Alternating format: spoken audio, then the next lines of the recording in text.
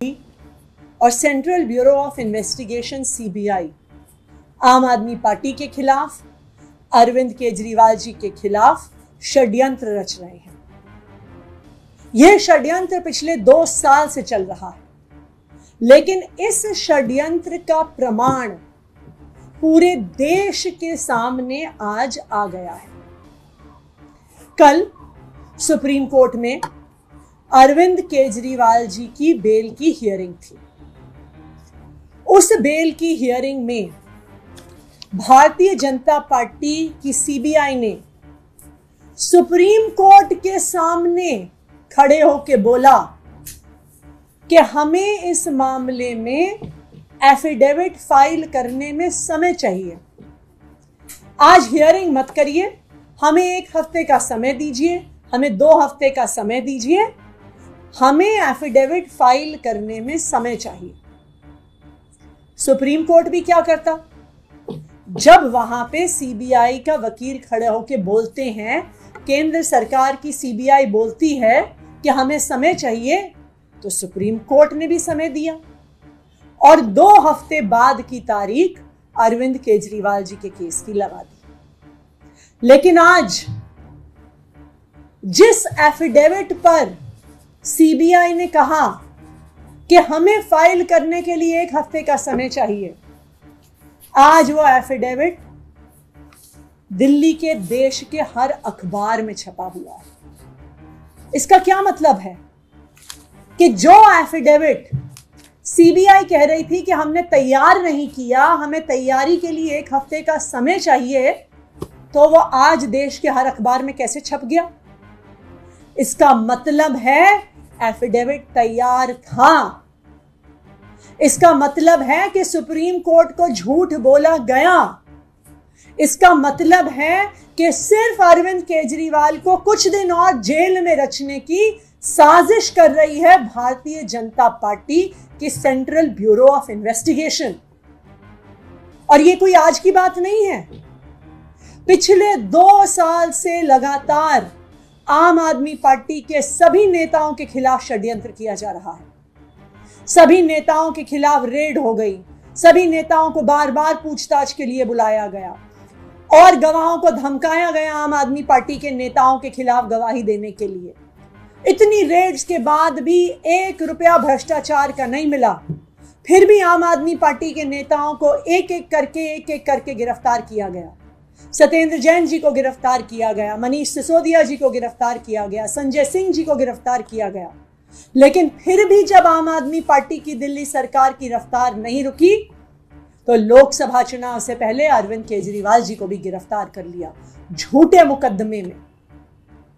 और आप इस षड्यंत्र को देखिए, साफ साफ भाजपा का षड्यंत्र नजर आता है। साफ साफ नजर आता है कि किस तरह से भारतीय जनता पार्टी ईडी और सीबीआई को अपने राजनीतिक हथियार की तरह इस्तेमाल कर रही है। 20 जून को दिल्ली के मुख्यमंत्री अरविंद केजरीवाल जी को बेल मिलती है, ट्रायल कोर्ट से बेल मिलती है, पीएमएलए वाले मामले में बेल मिलती है, ईडी वाले मामले में बेल मिलती है। उस ऑर्डर के अपलोड होने से पहले ही ईडी 21 जून की सुबह हाईकोर्ट पहुंच जाती है और ऑर्डर आए बिना उस ट्रायल कोर्ट द्वारा दी गई बेल को स्टे करा देती है।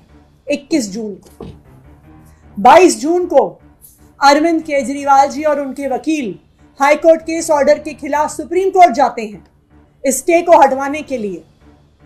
और भारतीय जनता पार्टी को पता है कि सुप्रीम कोर्ट से हर इंसान को न्याय मिलता है, तो भारतीय जनता पार्टी क्या करती है कि उनको जब पता चल जाता है कि ईडी के केस में तो बेल मिल गई, तो वो 26 जून को अरविंद केजरीवाल जी को सीबीआई से अरेस्ट करवा लेते हैं कि वो किसी भी तरीके से जेल से बाहर ना आ सके। तो जब 11 जुलाई को अरविंद केजरीवाल जी को सुप्रीम कोर्ट से भी ईडी के मामले में बेल मिल जाती है, फिर भी आज 24 अगस्त तक अरविंद केजरीवाल जी षड्यंत्र की वजह से जेल से बाहर नहीं आ पाए। जब अरविंद केजरीवाल जी का यह मामला सीबीआई की गिरफ्तारी का मामला सुप्रीम कोर्ट पहुंचता है। सीबीआई को 2 हफ्ते मिलते हैं, उनको जवाब फाइल करने को दिया जाता है। तो कल कोर्ट में सीबीआई आके खड़ी हो जाती है और कहती है कि हमें और समय चाहिए। ये अखबार इस बात को साबित कर देते हैं कि सीबीआई को समय नहीं चाहिए था। सीबीआई अपना एफिडेविट अखबार में दे सकती है, मीडिया को रिलीज कर सकती है, लेकिन सुप्रीम कोर्ट को नहीं दे सकती, क्योंकि उनको अरविंद केजरीवाल को लंबे से लंबे समय तक जेल में रखना है। और ये पहली बार नहीं है। जब मनीष सिसोदिया जी का केस सुप्रीम कोर्ट में लगा तो इन्होंने बिल्कुल वही चीज करी। 15 जुलाई को हियरिंग थी मनीष सिसोदिया जी को।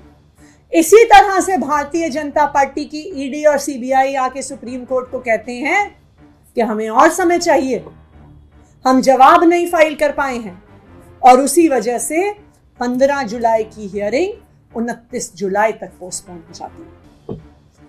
लेकिन मैं भारतीय जनता पार्टी को यह कहना चाहूंगी कि वो चाहे जितनी भी कोशिश कर लें, जीत आखिरकार सच्चाई की होती है, जीत आखिरकार सच की होती है, जीत आखिरकार सत्य की होती है। हमने मनीष सिसोदिया जी के केस में भी देखा कि ईडी की तमाम कोशिशों के बावजूद, सीबीआई की तमाम कोशिशों के बावजूद उन्हें आखिरकार सुप्रीम कोर्ट से राहत मिली। और हमें इस बात का भी भरोसा है कि अरविंद केजरीवाल जी भी जल्द दिल्ली वालों के बीच में आएंगे। भारतीय जनता पार्टी का हर षड्यंत्र जो वो सीबीआई के माध्यम से रच रही है, ईडी के माध्यम से रच रही है, हर षड्यंत्र उनका फेल होगा। Thank you.